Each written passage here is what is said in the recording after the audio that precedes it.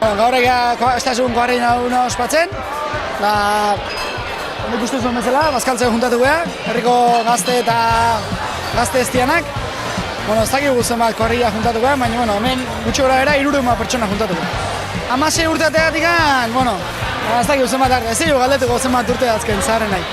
Baina 50 bat urte ditarteko. Hemendik gero jubilatuen bazkaria pasatzea.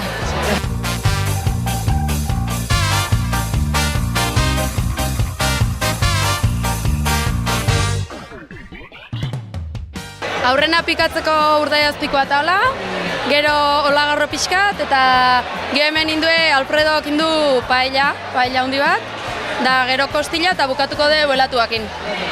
Argazki bat malkoen artean ondoratu zen. Aje pixkatekin, baina ondo hasi dugu. Euraldi arez, hola bero handi arez da, arauntze du pixkat eta ondo hasi dugu. Zero koarria batzui tokatzen zaie, eta bazkari antolatzea, prestatzea, da turnetzen jutea.